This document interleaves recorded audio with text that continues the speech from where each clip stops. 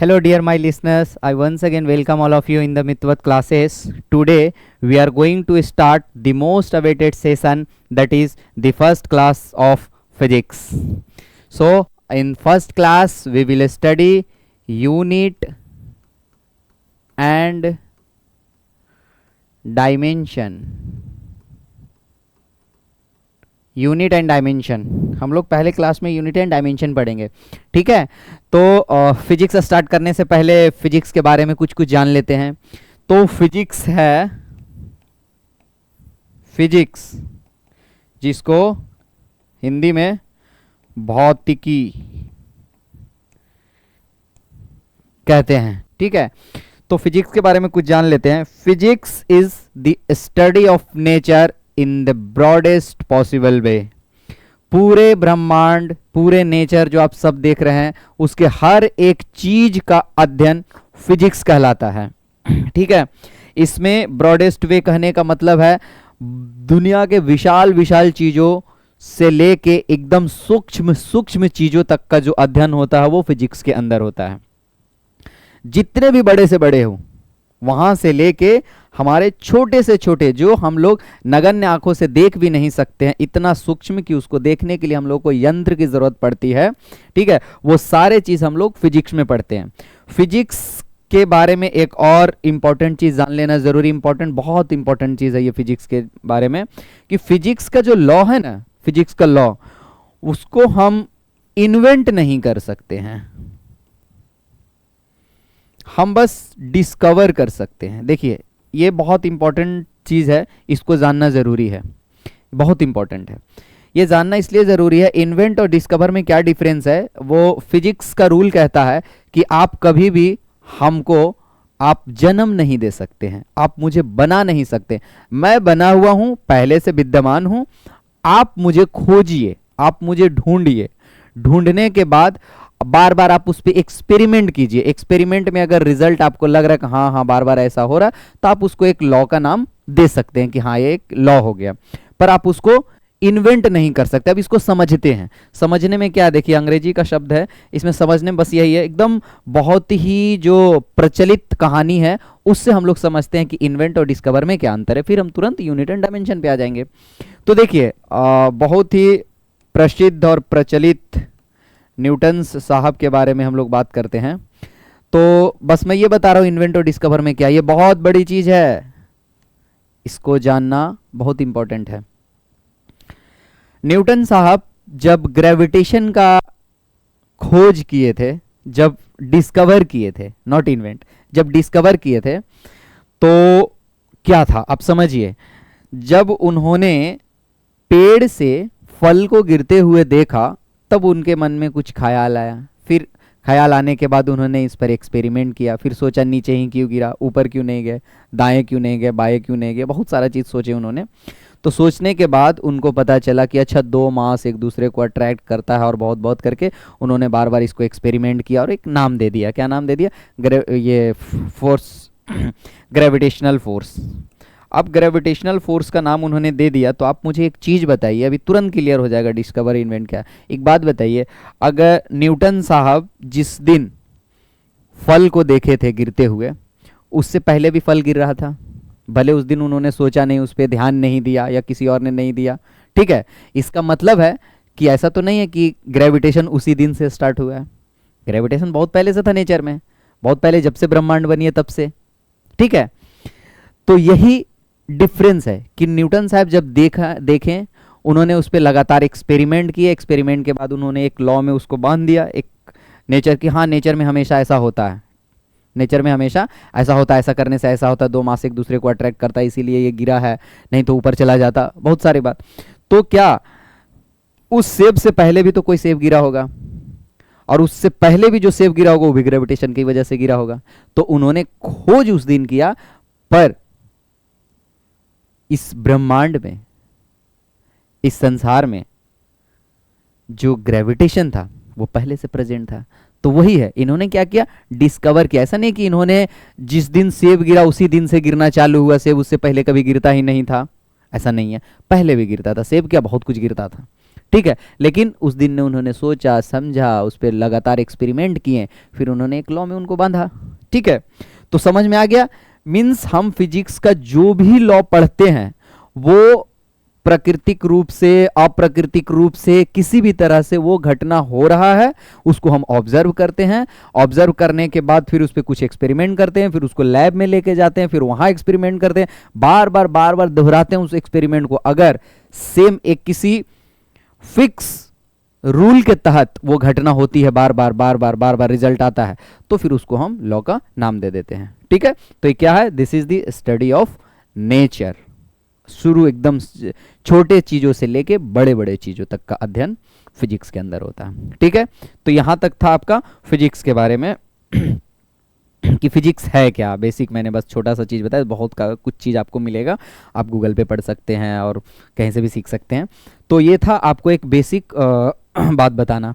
अब नेक्स्ट हम लोग चलेंगे यूनिट एंड डायमेंशन पे। ये इस टाइप का जो चैप्टर्स है, यूनिट एंड डायमेंशन, और कितने चैप्टर्स आएंगे आप यहीं देख लेंगे कि बिना हम लोग आकाशीय पिंड पर गए यहीं पे इतने सारे लॉज है फिजिक्स के कि पढ़ते पढ़ते खूब मजा आएगा। ठीक है, तो अभी क्या है, हमारा यूनिट एंड डायमेंशन पे चलते हैं। तो मैं जब पढ़ाऊंगा तो बस बेसिकली क्या होगा, लिखने में समय बर्बाद हम लोग नहीं करेंगे। हम आपको इधर एक पीडीएफ रखेंगे और हर एक पार्ट, हर एक लाइन, हर एक चीज़ को हम लोग समझते हुए आगे बढ़ेंगे। ठीक है, मैं पहले से कमिटेड हूँ इस बात को लेके कि हम ज़्यादा से ज़्यादा न्यूमेरिकल सोल्व करेंगे और एक साइंस स्टूडेंट को यही करना चाहिए। ठीक है, ज़्यादा से ज़्यादा न्यूमेरिकल करेंगे। जो लोग को 11 12 की तैयारी कर रहे हैं स्टेट बोर्ड का, उसके लिए मैं जितना थ्योरी आपको दे दूंगा वो मोर देन सफिशिएंट होगा। ठीक है, तो हम लोग फिजिक्स के बारे में थोड़ा इंट्रोडक्शन हो गया, अब हम लोग चलते हैं यूनिट एंड डायमेंशन पे। ठीक है, मैं इसको इरेज करता हूँ, इसमें कुछ है नहीं। Come to the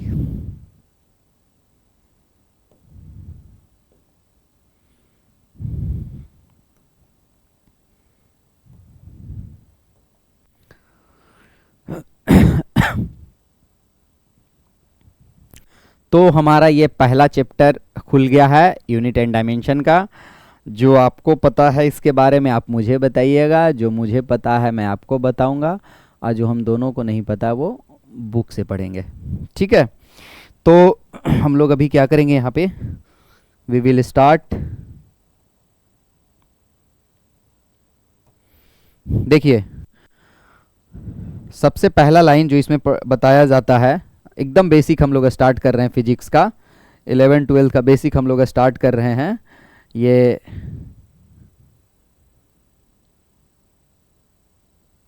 physical quantities, visible होगा आप सभी को, फिजिकल क्वांटिटीज एंड यूनिट्स। तो मैं पढ़ता हूं और सिर्फ पढ़ना नहीं, आप ध्यान से सुनिएगा। जिनको जो इंपॉर्टेंट पॉइंट होगा वो नोट डाउन आप कर सकते हैं वीडियो को पॉज करके। ठीक है, physical quantities, all quantities that can be measured are called physical quantities. क्या बोला इन्होंने, देखिए ध्यान से सुनते हैं। ये कहते हैं कि फिजिक्स ऐसा ही पढ़ना, एकदम शुरू से लेके अंत तक बहुत अच्छे से समझना है और हम लोग को उसका क्वेश्चन करना है। इन्होंने कहा a quantities that can be measured are called physical quantities. वैसा क्वांटिटी जिसको हम माप सकते हैं, मेजर कर सकते हैं, उसको हम फिजिकल क्वांटिटीज बोलते हैं। तो पहले हम ये जानते हैं कि कौन ऐसा क्वांटिटी जिसको हम माप नहीं सकते हैं, नॉन फिजिकल क्वांटिटी कौन है, वो समझेंगे तो ये अपने आप समझ में आ जाएगा। जैसे इन्होंने बोला एग्जाम्पल, इन्होंने बोला कि टाइम को हम माप सकते हैं, टाइम को हम मेजर कर सकते हैं। हाँ, 1 घंटा हुआ, 2 घंटा हुआ, 3 घंटा हुआ, टाइम को हम मेजर कर सकते हैं, तो ये फिजिकल क्वांटिटी है। चलिए मान लिया मैंने।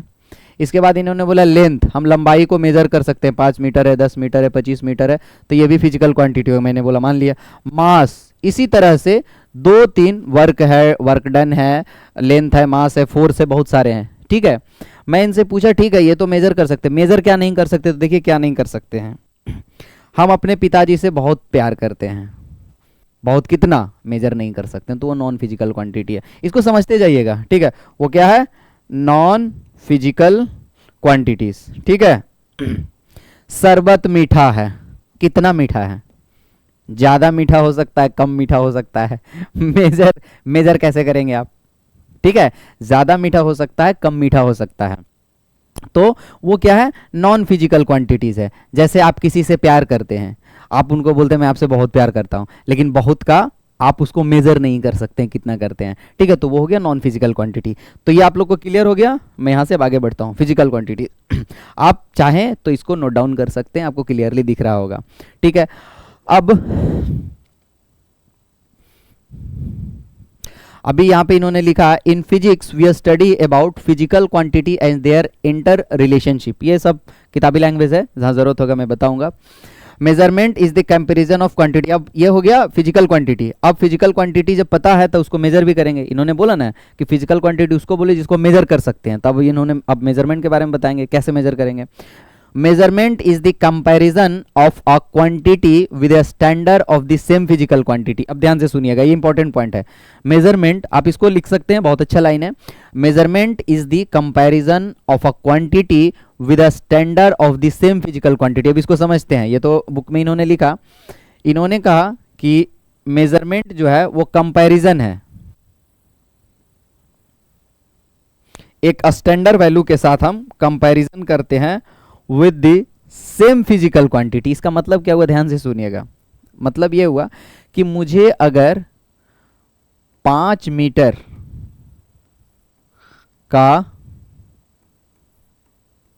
रस्सी खरीदना है, रस्सी, तो 5 मीटर का जो रस्सी है वो कैसे खरीदते हैं हम मार्केट में।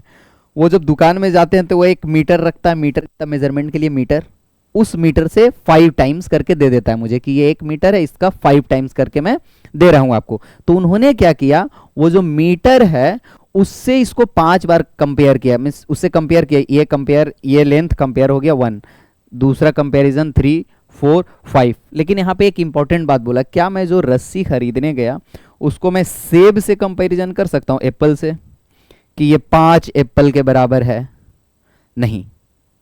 हम क्या करेंगे, चूंकि मुझे रस्सी का लेंथ चाहिए, तो जिससे हम मेजर करके देंगे, कंपेयर करके, वो भी सेम क्वांटिटी होना चाहिए। देखिए लिखा है standard with the same physical quantity. Same physical quantity means अगर हम लेंथ मेजरमेंट का लाने गए तो वो जिस स्टैंडर्ड से मेजर करेगा वो भी लेंथ का होना चाहिए। ऐसा मैं नहीं बोल सकता हूं, ठीक है, कि ये आपका, देखिए ऐसे रस्सी मार्केट में केजी के हिसाब से भी बिकता है, ठीक है, वो अलग चीज़ है। पर फिजिक्स वैसा नहीं कहता। फिजिक्स कहता है कि आप रस्सी को लंबाई में खरीदने गए हैं तो आप मीटर से ही उसको कंपेयर करके देंगे, ठीक है। अगर आप सेब खरीदने गए हैं तो ऐसा आप नहीं बोलेंगे कि सेब मुझे 5 मीटर लंबा सेब चाहिए। मीन्स इसका जो कंपैरिजन होगा केजी का, वो केजी का कंपैरिजन जो होगा, अगर इसका वेट हम खरीदने गए हैं, ठीक है, तो जो वेट स्टैंडर्ड एक स्टैंडर्ड बनता है, जैसे मीटर एक स्टैंडर्ड, वो अभी आगे पढ़ेंगे हम लोग। तो इन्होंने बस यही बोला, मेजरमेंट क्या, कंपैरिजन। हमने क्या किया, जो 1 मीटर का लेंथ उन्होंने रखा था उससे कंपेयर करके दे दिया कि इसका जो 5 टाइम्स है वो आपके लिए 5 मीटर है। आप लेंथ लेने आए इसीलिए हम उसको एक मीटर स्केल से हम आपको नाप के दिए, इसलिए माप के दिए क्योंकि वो सेम फिजिकल क्वांटिटी होना चाहिए। लेंथ गए तो लेंथ से ही मेजर करके लाएंगे हम, ठीक है। रस्सी को केजी से आप लोग खरीदते हैं, पर फिजिक्स ऐसा नहीं बोलता है, ठीक है। तो ये हो गया आपका मेजरमेंट के बारे में। अब आ जाइए कि जो फिजिकल क्वांटिटी है जिसको हम मेजर कर सकते हैं, उसको हम कितने तरीके से विभाजित करेंगे, कितने भागों में बांटेंगे। अब यहाँ से इंटरेस्टिंग है, बड़ा ध्यान से सुनते जाइएगा, ठीक है। आप लोग को दिख भी रहा होगा classification, physical quantities can be classified on the following basis based on their directional properties. Important चीज, बिना इसके नहीं चलेगा फिजिक्स। अब बोला कि जो फिजिकल क्वांटिटीज हमने इतने लिखा है, बहुत सारे हैं, टाइम है, लेंथ है, मास है, फोर्स, वर्क डन, बहुत सारे A B C D dot dot dot बहुत सारे हैं, ठीक है। तो ये जो है इनको हम अब क्लासीफाई करेंगे अलग अलग पार्ट में। तो पहला क्लासिफिकेशन इन्होंने बोला कि जिस फिजिकल क्वांटिटी के बारे में हम बात करेंगे वो पहला हम उसको क्लासिफाई करेंगे डायरेक्शनल और नॉन डायरेक्शनल के आधार पे। एक में दिशा होगा, एक में दिशा नहीं होगा। हमारे पास 2 फिजिकल क्वांटिटीज प्रेजेंट होंगे, एक में दिशा होगा, एक में दिशा नहीं होगा। तो उसके आधार पे पहला हम लोग अभी बांटे हैं। तो बेस्ड ऑन देयर स्केलर्स और वेक्टर, जिसमें दिशा होगा वो होगी आपका वेक्टर क्वांटिटी, और जिसमें दिशा नहीं होगा सिर्फ मैग्नीट्यूड होगा, ठीक है। स्केलर में मैग्नीट्यूड भी होगा और डायरेक्शन भी होगा। इसको अभी समझेंगे, बस अभी मैं बोल रहा हूं, अभी मैं समझाऊंगा यहीं पे स्केलर और वेक्टर डीप। ये तो बस बुक का चीज लिखा हुआ है, डीप अभी जाएंगे। तो अभी हम फिजिकल क्वांटिटी का पहला क्लासिफिकेशन है 1 स्केलर, डायरेक्शनल बेस पे स्केलर और वेक्टर। इसमें देखिए बहुत इंपॉर्टेंट है, क्या इंपॉर्टेंट है इसको मैं समझाता हूँ, इसको ज़रूर समझिएगा, ये सब मिस्टेक नहीं कीजिएगा, क्योंकि वेक्टर से ही सारा आपका फिजिक्स आगे चलेगा। देखिए इन्होंने बोला है, जैसे मैं एक एग्जांपल देता हूँ स्केलर और वेक्टर में क्या डिफरेंस है, एकदम सिंपल एग्जांपल। आप 5 मीटर चलिए, मैंने आपको बोला 5 मीटर चलिए, आपने चल दिया 5 मीटर, वेरी गुड, 5 मीटर चला आपने, 5 मीटर, यहां से पूरा लेंथ 5 मीटर है। मैं आपको बोला 5 मीटर दक्षिण की तरफ चलिए, दक्षिण की तरफ 5 मीटर चलना है, लेकिन दक्षिण की तरफ मैंने आपको डायरेक्शन दे दिया है। तो अगर 5 मीटर दक्षिण इधर है, इस डायरेक्शन में 5 एकदम फिक्स, तो देखिए इसका लाइन एकदम फिक्स है, दक्षिण, दक्षिण का लाइन फिक्स होगा ना। आप जैसे ही इस स्ट्रेट लाइन, अभी पढ़ेंगे स्ट्रेट लाइन के बारे में बहुत अच्छा, जब जैसे ही इसमें आप ऐसे ऐसे चल गए इस लाइन पे ऐसे ऐसे, तो आपने कहीं दक्षिण, अगर इधर दक्षिण है तो आप कभी पूरब चले गए, पश्चिम चले गए, कभी पूरब चले गए, अगर ऐसे ऐसे हुए, आपको अलाउड नहीं है ऐसे ऐसे होना, आपको सीधा चलना है। मैं आपको 5 मीटर चलने भी बोला, और मैंने क्या बोला कि आप दक्षिण की तरफ चलिए, आप पूरब की तरफ 5 मीटर चलिए, एक फिक्स डायरेक्शन मैंने आपको दे दिया। तो देखिए क्या, इधर भी आपने 5 मीटर ही चला और इधर भी आपने 5 मीटर ही चला, लेकिन डिफरेंस क्या हो गया, आप इसमें उल्टा पुल्टा, जिधर में कोई डायरेक्शन नहीं, जैसे तैसे आप पूरा डिस्टेंस मेजर कर लिया, लेकिन इसमें क्या एक फिक्स डायरेक्शन में आप चले। तो ये हो गया सदिश राशि, ये क्या हो गया, सदिश राशि। सदिश मतलब दिशा के साथ, सदिश दिशा के साथ, ठीक है, और अदिश जिसमें दिशा मैटर नहीं करता है, ठीक है। तो हम इसको दो भाग में बांट दिया, अभी बहुत सारे। अब वेक्टर और स्केलर में एक सबसे बड़ी चीज जो है, जो सबसे इंपॉर्टेंट है, जिसको लोग मिस करता है, पहले तो लोग यही जान लेता है हाँ, जिसमें दिशा और मैग्नीट्यूड मीन्स मात्रा, हिंदी में जो बोलते हैं मैग्नीट्यूड और डायरेक्शन दोनों होगा, उसको वेक्टर बोलेंगे, जिसमें सिर्फ मैग्नीट्यूड होगा उसको स्केलर बोलेंगे। इतना समझ के खुश नहीं, सबसे इंपॉर्टेंट पॉइंट यहाँ मिस करता है लोग, मैं अंडरलाइन करता हूँ, इसको आप सीखिए ध्यान से। The physical quantity which have both magnitude and direction always law of vector algebra are called the vector quantities। ये लाइन बहुत इंपॉर्टेंट है, मैं समझाता हूँ क्यों इंपॉर्टेंट है, इसको लोग भूल जाता है, जबकि सबसे इंपॉर्टेंट यही है, ऊपर वाला इंपॉर्टेंट नहीं है, दिशा और वो मात्रा वो इंपॉर्टेंट नहीं है, आपका इंपॉर्टेंट है जो वेक्टर लॉ ऑफ एडिशन को फॉलो करता है, जो always the law of vector addition, vector algebra को जो फॉलो करता है वही वेक्टर क्वांटिटी। अब क्या है वेक्टर अलजेब्रा, देखते हैं ध्यान से, आइए बहुत ध्यान से देखेंगे, समझिए इसको।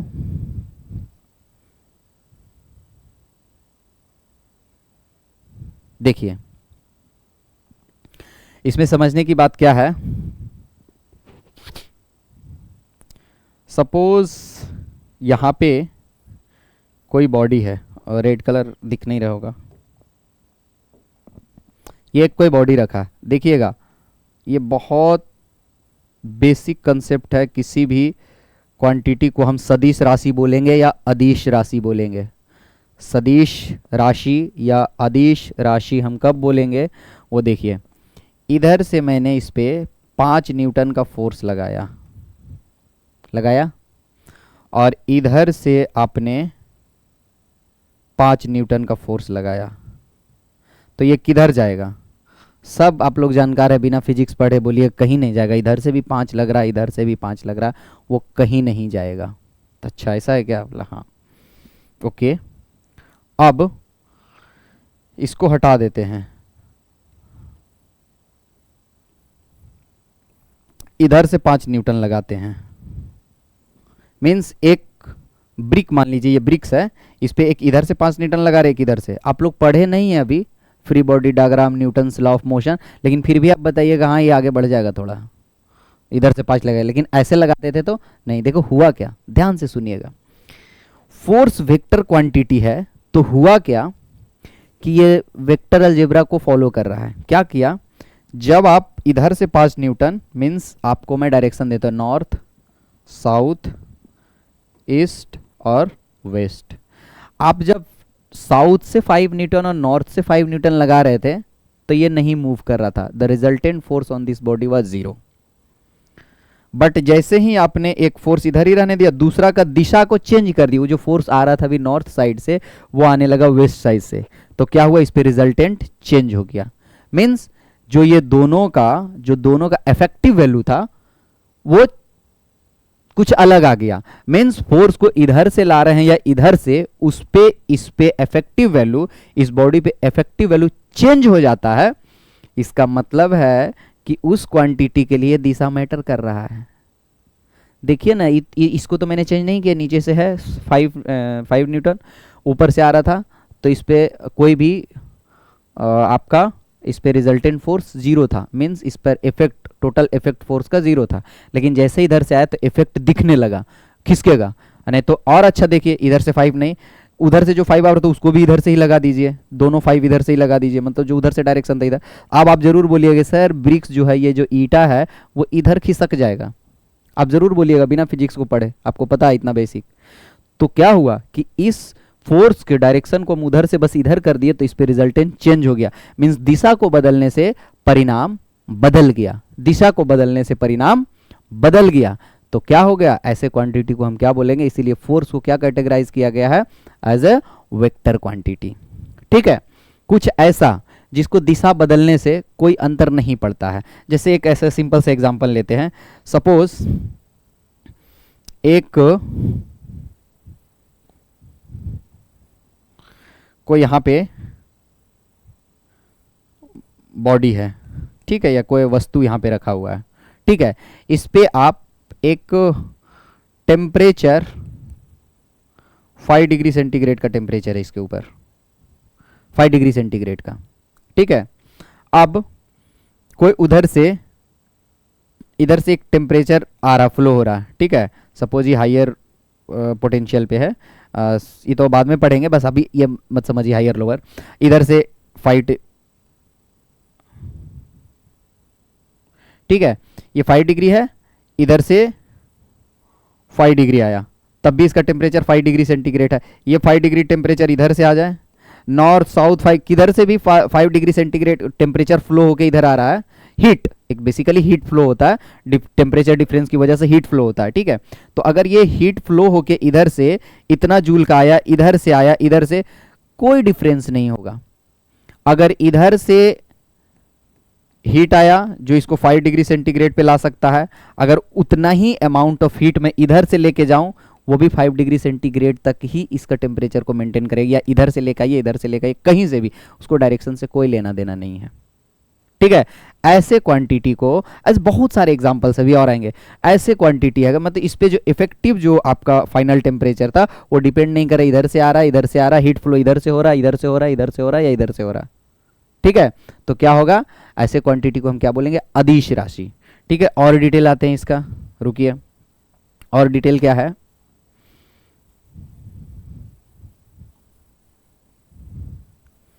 एक सदिश राशि का एक निश्चित दिशा होता है, ठीक है। तो ये भी बेसिक है, अभी और आगे हम लोग जाएंगे इस पे, ठीक है। तो यहाँ पे आपको समझ में आ गया। हाँ, लॉ ऑफ वेक्टर अलजेब्रा क्या था, वही लॉ ऑफ वेक्टर अलजेब्रा ये था कि जब इधर और इधर से आ रहा था तो ये अलजेब्रा 5 और 5 मिलके कैंसिल कर दे रहा था एक दूसरे को, ठीक है। और यही जब 5 इधर से भी आ गया तो क्या हुआ, ये दोनों ऐड हो गया, ये दोनों ऐड होके 10 न्यूटन हो गया। मींस देख रहा है अलजेब्रा कैसे चेंज हो रहा, जब दो इधर से भी 5 इधर से 5 तब 0 न्यूटन था, जब इधर से आ गया तो 10 न्यूटन हो गया। अब इधर से आ जाएगा, आगे पढ़ेंगे, जब इधर से आ जाएगा 90 डिग्री पे तो इसका वैल्यू 5√2 हो जाएगा, आगे पढ़ेंगे अभी। 5√2 मींस डायरेक्शन बदलते जा रहे हैं तो इसका वैल्यू बदलते जा रहा है। ये जो वैल्यू बदल रहा है वो वेक्टर अलजेब्रा के हिसाब से बदल रहा है, आगे पढ़ेंगे हम लोग law of vector algebra, law of addition of vector algebra. तो वेक्टर अलजेब्रा क्या है, इंपॉर्टेंट यही लाइन है, इस लाइन को आप जरूर सीखिए,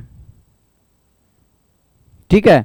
डिस्प्लेसमेंट है उसका एग्जाम्पल, वेलोसिटी है उसका एग्जाम्पल, ठीक है, फोर्स है, और बहुत सारे हैं, अभी आगे हम पढ़ेंगे डिटेल में इसका। तो कैटेगराइजेशन हो गया, दिशा के आधार पे हम फिजिकल क्वांटिटी को या भौतिक राशि, फिजिकल क्वांटिटी को हम लोग बोलते हैं भौतिक राशि, भौतिक राशि को हम दो भाग में बांटेंगे, कौन सा, एक अदिश राशि और दूसरा सदिश राशि, ठीक है। ये हो गया। दूसरा आ जाइए, फंडामेंटल और बेस क्वांटिटीज, फंडामेंटल और बेस क्वांटिटीज के आधार पर, a set of physical quantity which are completely independent of each other and all are physical quantities can be expressed in term of this all other physical quantities can be expressed in terms of this physical quantity is called a fundamental quantities. देखिए इन्होंने बोला पहले हम physical quantities को और भागों में बांटेंगे। ये तो हो गया डायरेक्शन के आधार पे। अब है डिपेंडेंसी के आधार पे, कौन किस पे डिपेंड करता है उसके आधार पे। तो एक है फंडामेंटल क्वांटिटी और दूसरा है आपका डेराइव्ड क्वांटिटी। फंडामेंटल क्वांटिटी है जो बेस क्वांटिटी जिसको बोलते हैं, जैसे मीटर।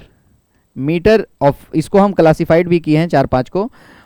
मीटर, टाइम, आपका जो ये है वो क्या है आपका set of physical quantity which are completely independent. Completely independent है, जो किसी पे डिपेंड नहीं करता है। क्या इसका मतलब, इसको समझते हैं। पहले इसको समझते हैं कि कंप्लीटली इंडिपेंडेंट का मतलब क्या है।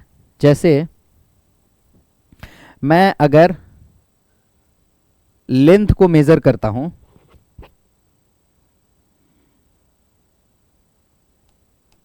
लेंथ को, इसको मैं मीटर से करूंगा, ठीक है। अब इसमें देखिए किसी से ये डेराइव नहीं है, इंडिपेंडेंट है। टाइम किसी से डेराइव नहीं है, इंडिपेंडेंट है। 1 सेकेंड, 2 सेकेंड, 3 सेकेंड, इंडिपेंडेंट, ठीक है। अब आते हैं स्पीड पे। देखिए ये सब आप लोग पढ़े होंगे, बस आपको बस ये मैं बताना चाह रहा हूं कि आपका जो डिपेंडेंसी और इंडिपेंडेंसी क्या है। स्पीड जो है वो क्या है, टोटल डिस्टेंस अपॉन टाइम। तो क्या हुआ, डिस्टेंस, ये लेंथ है, डिस्टेंस क्या है, एक लेंथ है, अपॉन टाइम। टाइम तो क्या हुआ, ये दो चीजों से मिलके डेराइव हुआ है, इंडिपेंडेंट नहीं है। जैसे टाइम इंडिपेंडेंट था, ठीक है, आपका ये डिस्टेंस, ये जो लेंथ ट्रेवल कर रहा था वो इंडिपेंडेंट था, लेकिन आपका ये क्या है, स्पीड इंडिपेंडेंट नहीं है। फोर्स, देखिए मास इंडिपेंडेंट है, मास में आप किसी चीजों की जरूरत नहीं, वो मतलब खुद में परिभाषित है। खुद में जो परिभाषित हो उसको हम क्या बोलते हैं, आपका फंडामेंटल या बेस क्वांटिटी। खुद में परिभाषित है, उसको दूसरे से किसी से लेने देना, अपना परिभाषा वो खुद का है, अकेला राज है उसका, ठीक है। टाइम जो है उसका अपना परिभाषा है कि टाइम कहां से आया, 1 सेकेंड किसको बोलेंगे, ठीक है। आपका इसी तरह से आपका इसका है मीटर का, लेंथ का अपना डिफाइंड है कि हाँ इतना 1 मीटर होता है। लेकिन फोर्स वैसा नहीं है बेचारा। फोर्स क्या होता है, 2-3 चीजों से मिलके बना है, मास इनटू एक्सेलरेशन, ठीक है। बल क्या है आपका, मास इनटू एक्सेलरेशन। तो मास अलग, एक्सेलरेशन होता है v अपॉन टी। वेलोसिटी खुद डेराइव्ड है, ठीक है। वेलोसिटी खुद टाइम और डिस्टेंस से डेराइव्ड है, डिस्प्लेसमेंट से डेराइव्ड है। तो क्या है, वैसा क्वांटिटी, वैसा फिजिकल क्वांटिटी जो खुद में परिभाषित नहीं है, वो किसी 2-3 चीजों को मिल के लेके आया, इसके बाद उसका एक परिभाषा बना, इसके बाद उसकी उत्पत्ति हुई, तो वो क्या हो गया आपका डेराइव्ड क्वांटिटी हो गया, डेराइव्ड, ठीक है। डिपेंडेंट और पहला जो बेस क्वांटिटी है वो आपका हो गया इंडिपेंडेंट। जैसे भी आगे उसका एग्जांपल भी देखेंगे, ठीक है। अब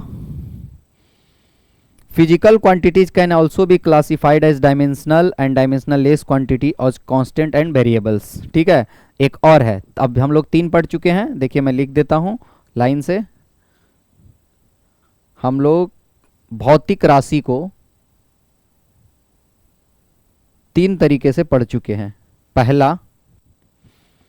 पहला हम लोगों ने उसको बनाया डायरेक्शन के आधार पे, डायरेक्शनल के आधार पे। पहला था स्केलर, दूसरा था वेक्टर, ठीक है। दूसरा हमने पढ़ा डिपेंडेंसी के आधार पे।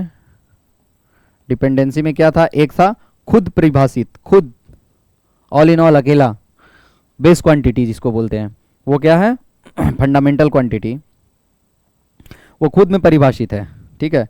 बेस क्वांटिटी या फंडामेंटल क्वांटिटी उसी को बोलते हैं। बेस क्वांटिटी, फंडामेंटल क्वांटिटी या इंडिपेंडेंट क्वांटिटी, जो बोलिए, ये हो गया। और दूसरा हो गया डेराइव्ड। डेराइव्ड क्या है, यही जो बेस क्वांटिटी है ना, 7, 8, 9 जो भी होगा हम पढ़ेंगे, उसी में से ऊपर नीचे गुना भाग जोड़ घटाव करके इससे ये निकलता है डेराइव्ड, उससे ये डेराइव होता है, ठीक है। और तीसरा हम लोग अभी पढ़ेंगे डायमेंशनल और डायमेंशनल लेस। तीसरा डायमेंशन होगा उसका फिजिकल क्वांटिटी का, और डायमेंशन नहीं भी होगा। अब डायमेंशन क्या है पहले इस पे आएंगे, अभी आते हैं, ठीक है। तो ये 3 तरीका हम लोग अभी तक पढ़ चुके हैं, ठीक है। देखिए अब हम उस पे आते हैं।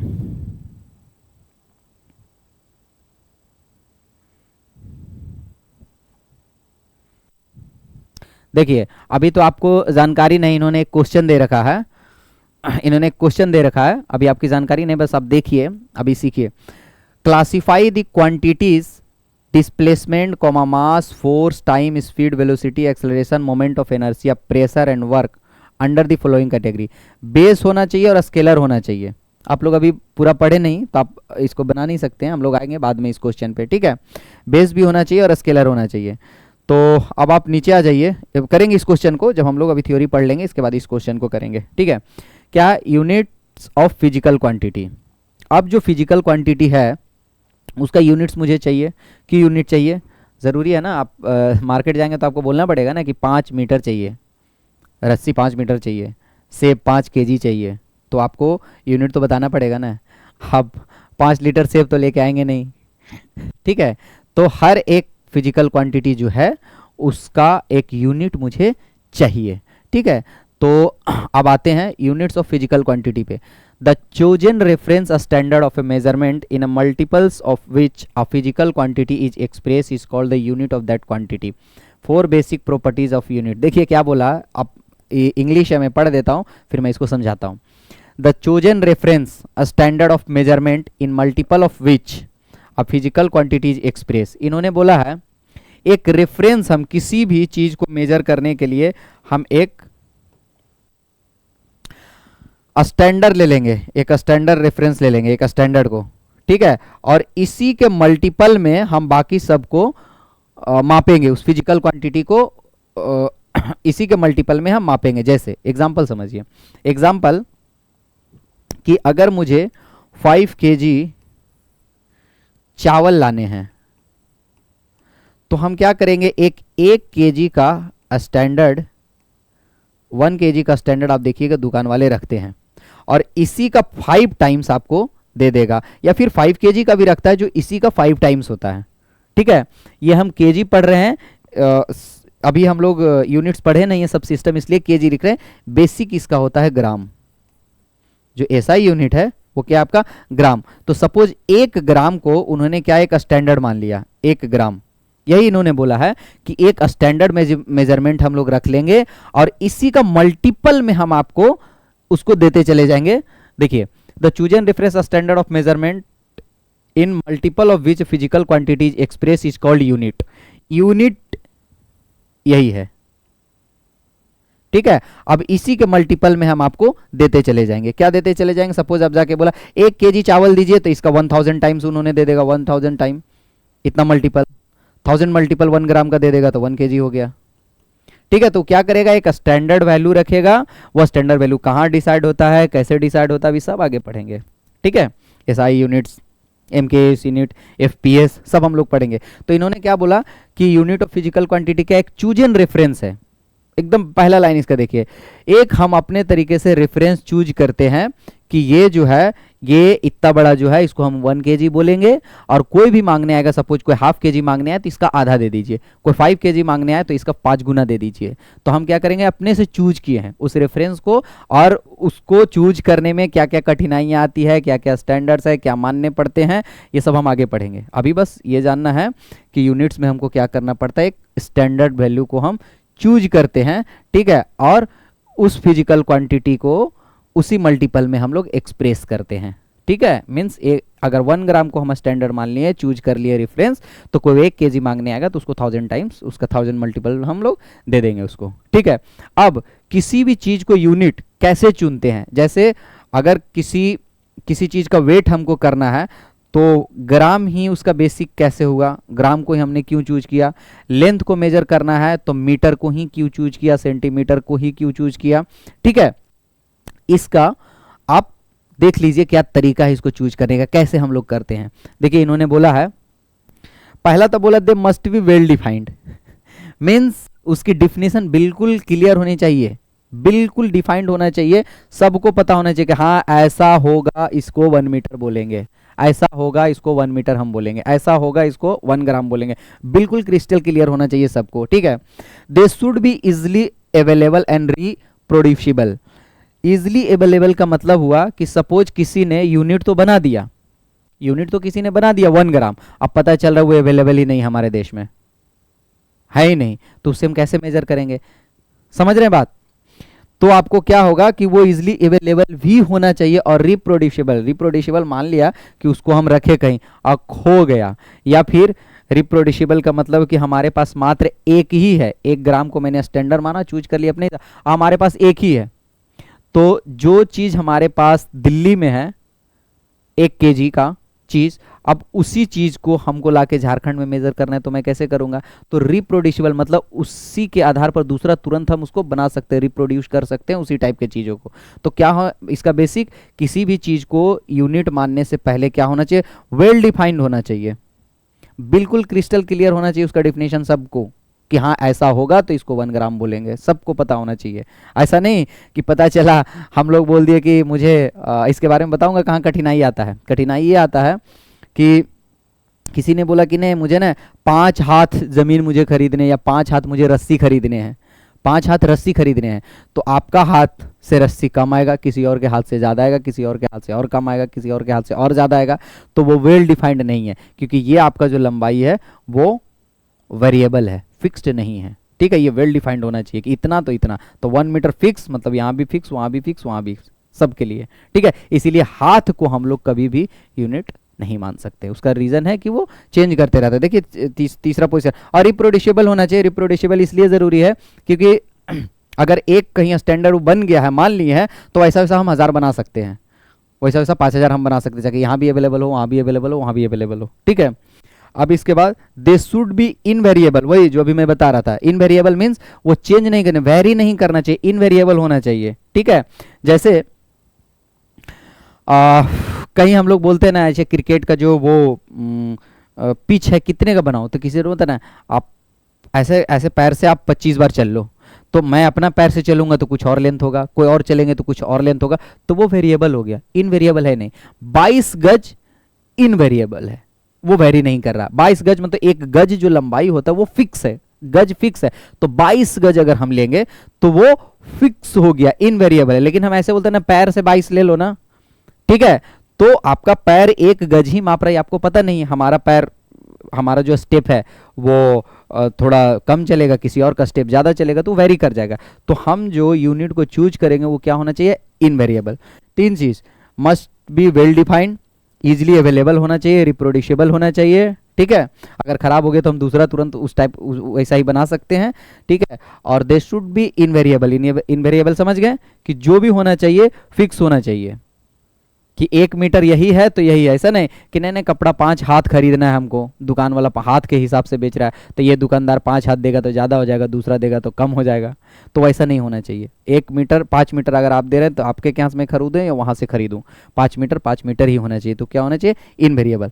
और they should be acceptable to all, accepted to all, ये देखिए बहुत इंपॉर्टेंट है। एक्सेप्टेड टू ऑल का मतलब ये होता है कि सपोज आप, ऑल का मतलब ग्लोबली एक्सेप्टेड होना चाहिए, भारत में भी, यूएस में भी, चाइना में भी, कनाडा में भी, सारे देश में इसको एक्सेप्टेबल होना चाहिए। नहीं होने से क्या प्रॉब्लम होगा वो सोचिए। हम अपना गांव के भाषा में हम उसको जाके बोल दे कि मुझे 4 कट्ठा ज़मीन चाहिए, वहाँ अमेरिका में 4 कट्ठा, अब उसको पता ही नहीं 4 कट्ठा होता क्या है, नहीं पता है, तो इसीलिए कट्ठा जो है, कट्ठा वो इक्वल एक्सेप्टेबल नहीं है सबके द्वारा, क्योंकि अगर एक्सेप्टेबल होता तो सबको पता होता। यहाँ वहाँ तो आप छोड़ दीजिए, आप यहीं भी देख लीजिए, अपने हिंदुस्तान में ही एक जगह से दूसरे जगह जाते हैं तो कट्ठा का जो क्षेत्रफल है जो उसकी लंबाई गुने चौड़ाई है वो बदल जाता है। वहाँ एक कट्ठा कुछ अलग स्क्वायर फीट है, वहाँ एक कट्ठा कुछ अलग स्क्वायर फीट है, तो वो सब एक्सेप्टेबल नहीं हो सकता। इसीलिए कट्ठा को कभी भी हम क्षेत्रफल के मेजरमेंट के लिए यूनिट नहीं मान सकते हैं। तो किसको मानेंगे? Metre square. अभी हम जाके अगर चाइना गए, मैं उसको बोला कि मुझे 5 मीटर स्क्वायर लैंड चाहिए, दे देगा, बिल्कुल दे देगा। अच्छा 5 मीटर स्क्वायर, 5 मीटर लंबाई और 1 मीटर चौड़ाई, 5 इंटू 1 5 मीटर स्क्वायर हो गया, तो वो दे देगा। तो मीटर क्यों दे दिया वो? क्योंकि वो एक्सेप्टेड टू ऑल है, सब जाता है कि हाँ हाँ हाँ ये 1 मीटर मतलब इतना होता है। ठीक है, 5 केजी हमको राशन चाहिए, तो चाइना में भी बोलेंगे 5 केजी, तो समझ जाएगा। लेकिन उसको मैं जाके बोल दूं कि एक पसेरी चाहिए, नहीं उसको समझ में आएगा पसेरी होता क्या है। ठीक है, हमारे क्या होता है पसेरी 40 केजी का, उसको पता ही नहीं है, तो पसेरी क्या है? एक्सेप्टेबल नहीं है। ठीक है, तो क्या होना चाहिए? 4 चीज होना चाहिए। वेल डिफाइंड होना चाहिए, डिफिनेशन एकदम फुल्ली क्लियर होना चाहिए, इजिली अवेलेबल, रिप्रोड्यूसिबल होना चाहिए, इनवेरिएबल होना चाहिए और एक्सेप्टेड टू ऑल होना चाहिए।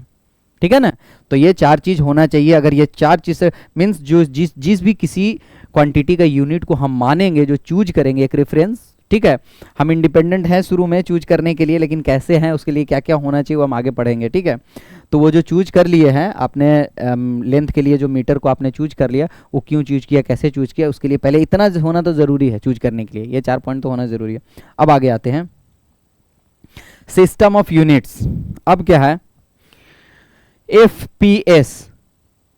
ठीक है, एफपीएस सिस्टम या ब्रिटिश इंजीनियर। अब क्या हुआ कि सब अपने अपने हिसाब से शुरुआत में, जब इंटरनेशनली ट्रेड एकदम नहीं था या इंटरनेशनली ट्रेड भी था, तो अपने लोकल लेवल पे, जैसे हम लोग कैसे कट्ठा मान लिए हैं, कट्ठा मान लिए हैं, पसेरी मान लिए हैं, मानते हैं ना, गज को अपने हिसाब से मान लिए हैं, हाथ के लंबाई को कुछ मान लिए हैं। ठीक है, तो वो चीज़ जो है ब्रिटिश जो अपने के यहाँ चलाता था, जो सिस्टम, जो उसके पास मेजरमेंट का सिस्टम था, उसका नाम था एफपीएस। ठीक है, अब इसी को in this system length, mass and time are taken as fundamental quantity and their base units are foot, pound and second. ये एफपीएस का फुल फॉर्म है।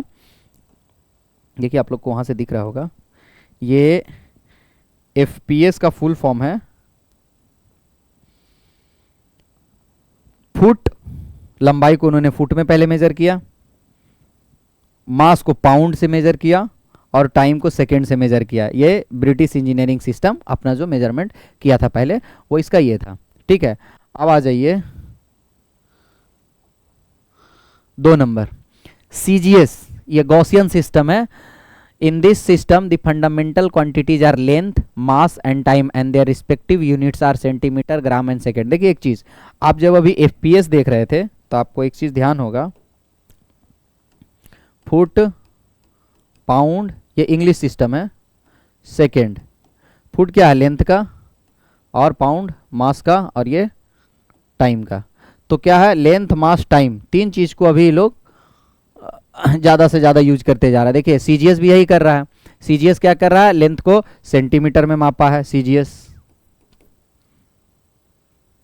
मास को ग्राम में मापा है, और टाइम को सेकेंड में मापा है। टाइम को सब लोग सेकेंड में माप रहा है। ठीक है, इसके बाद आया MKS system. In this system also the fundamental quantities are length, mass, मतलब ये सब फंडामेंटल क्वांटिटी यही 3 को मान रहा है। फंडामेंटल मतलब समझ गया, बेस क्वांटिटी, बाकी जो आएंगे इससे डिराइव होके आएंगे। तो ये 3 ही मान के शुरुआत से ये लोग चल रहे थे। कौन कौन? लेंथ को, मास को और टाइम को। इन्होंने भी लेंथ, मास और टाइम को बस मापने का जो यूनिट था वो अलग अलग था। ये फुट में मेजर कर रहे थे, ये सेंटीमीटर में कर रहे थे, ये पाउंड में कर रहे थे, ये ग्राम में, टाइम को दोनों सेम में कर रहे थे। ठीक है, इसके बाद ये सारे जब इन लोग का लोकल लेवल पे सब अपना हो गया, इसके बाद एक आया एसआई यूनिट। देखिए international system of units, SI में this system is a modification over the MKS. MKS क्या था? देखिए 3 अभी हम लोग पढ़े हैं, एक आपका एफपीएस, सीजीएस और एमकेएस। एमकेएस में क्या था? मास, किलोग्राम और सेकेंड। ठीक है, और ये क्या था? सेंटीमीटर, ग्राम और सेकेंड। ये क्या था? फुट, पाउंड और सेकेंड।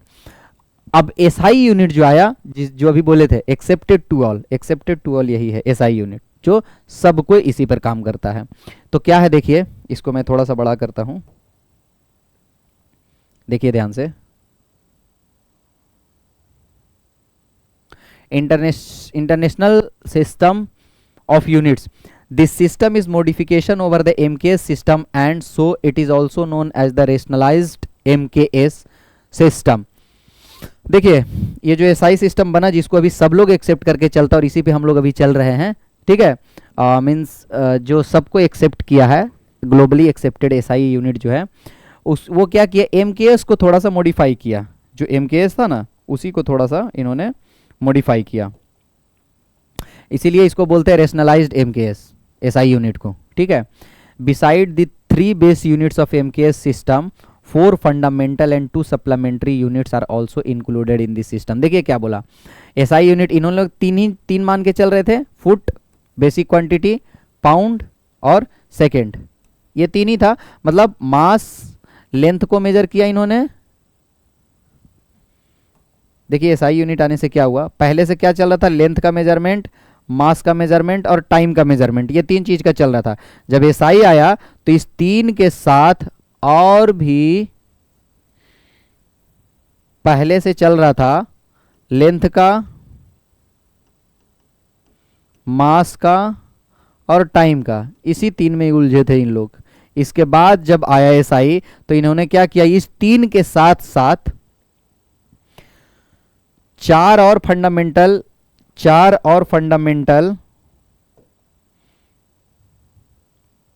फंडामेंटल और 2 सप्लीमेंट्री यूनिट्स को इन्होंने इंक्लूड किया, ठीक है। किसमें आपका बेस क्वांटिटी में, जो इंडिपेंडेंट है, जो फंडामेंटल है, जो खुद डिफाइंड है, किसी चीज से बना के गुना भागा जोड़ घटाव करके नहीं आया, वो खुद से जो डिफाइंड है, ठीक है, इंडिपेंडेंट है, किसी पे डिपेंड नहीं करता। तो उन्होंने क्या क्या किया देख लीजिए। अब यहां से आपका होता है पढ़ाई स्टार्ट, जिसको अब याद रखना है आपको। Length, mass, time, temperature, electric current, luminous intensity, amount of substance, तो 7 हो गए टोटल। लेंथ जो है उसका SI यूनिट मीटर होगा और सिंबल स्मॉल m। मास का किलोग्राम होगा और सिंबल kg। टाइम का सेकेंड होगा और सिंबल स्मॉल s। टेम्परेचर का केल्विन होगा और इसका सिंबल कैपिटल K, ठीक है। ये सब बाद में पढ़ेंगे कि केल्विन साहब कौन थे, ठीक है, ये सब बाद में, न्यूटन साहब कौन थे। Electric current ampere capital A। Luminous intensity candela CD। Amount of substance mole MOL, ठीक है। तो अभी टोटल हम ये 7 बेस क्वांटिटी है। डेराइव तो इसी से बहुत सारे डेराइव अभी होंगे, डेराइव करेंगे हम लोग, ठीक है। अब ये अगर आपका हो गया, ये SI यूनिट के हिसाब से है, ठीक है। अब आप आ जाइए डेराइव्ड पे। डेराइव तो पता ही है, इसी से जो डेराइव होगा, the units of derived quantities. और अब देखिए SI जो फिक्स हो गया तब सारा डेराइव भी SI के हिसाब से होगा। जब डेराइव SI को सब लोग एक्सेप्ट किया, ठीक है, इसके बाद जो है अब जितने डेराइव होगा इसमें होगा। देखिए इसमें अगर नहीं होगा तो फिर चेंज करने का फॉर्मूला आपको दे दिया जाएगा, कैसे चेंज करना। अगर फुट दे दिया तो लेंथ में कैसे चेंज करेंगे, पर जो एक्सेप्टेड है वो मीटर ही है। एक्सेप्टेड जो है किलोग्राम है, एक्सेप्टेड जो है सेकेंड है, एक्सेप्टेड जो है केल्विन है, एक्सेप्टेड एम्पियर, एक्सेप्ट कैंडेला और मोल, ये सारे एक्सेप्टेड हैं, ठीक है, SI के हिसाब से। अब हम आते हैं डेराइव्ड में। तो डेराइव्ड में देखिए पहला स्पीड, डेराइव कैसे हो गया वो देखिए। स्पीड क्या है, डिस्टेंस अपॉन टाइम। तो डिस्टेंस का यूनिट अभी हम क्या ले रहे थे, मीटर। SI बोल दिया उन्होंने। डिस्टेंस क्या, एक लेंथ ही तो है, डिस्टेंस एक लेंथ है, एक दूरी है, ठीक है। तो क्या है आपका, मीटर में इसको मेजर करेंगे और टाइम को मेजर कैसे करेंगे, सेकेंड में। तो क्या हो गया, मीटर पर सेकेंड। ये किसका यूनिट हो गया, स्पीड का।